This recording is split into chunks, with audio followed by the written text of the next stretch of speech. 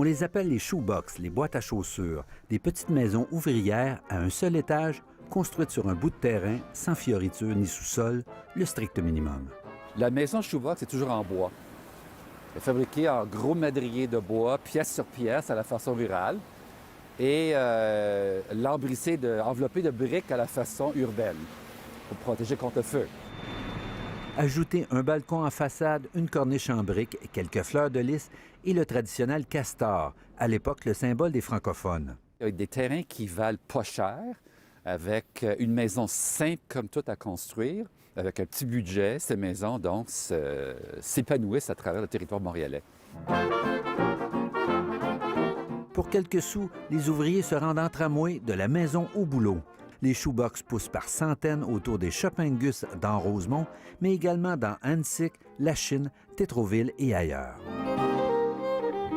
La plupart des shoebox ont été modifiés au fil du temps, mais il y a encore quelques perles rares comme celle-ci. C'est un style que j'aimais, donc ça a été un coup de cœur au niveau de l'intérieur, au niveau du look.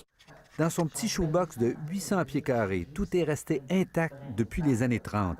Le corridor central, les murs en plâtre brossé, les boiseries, les armoires. J'aime la solidité. Elle a fait ses preuves avec le temps, donc je sais que la structure, elle est bien. J'aime la grosseur, elle est parfaite pour moi. Puis j'aime aussi le terrain, bien sûr, en avant, puis la petite ruelle en arrière. Même pour un spécialiste comme David Hanna, c'est pratiquement une pièce de collection. Je dirais que le shoebox qu'on voit ici est vraiment typique de ce qu'on aurait vu à l'époque dans n'importe quel shoebox. C'est juste que ces éléments ont disparu depuis. Donc, le fait qu'on ait passé ici à l'éponge, dans le plâtre, pour créer ce motif épongé, là, c'est quelque chose qui aurait disparu avec le temps. Mais aujourd'hui, beaucoup de ces mini-maisons sont en mauvais état, sinon carrément à l'abandon. Et aucun règlement municipal ne les protège spécifiquement.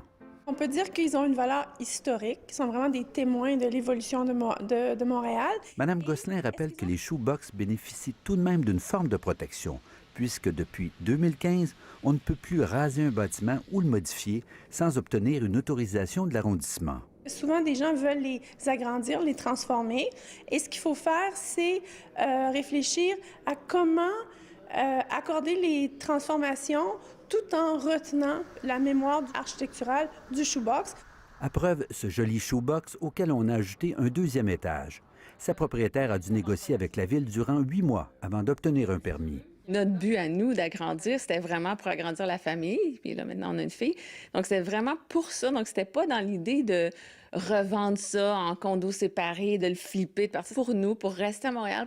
Protéger les shoebox, elle y croit, mais pas à n'importe quel prix. Il y a des shoebox qui sont en mauvais état, vraiment mauvais état, et eux, à un moment donné, il va falloir qu'ils le détruisent. Puis comment ils vont faire pour les empêcher de reconstruire un duplex ou un triplex? Ils vont sûrement pas les obliger à reconstruire un shoebox d'un étage.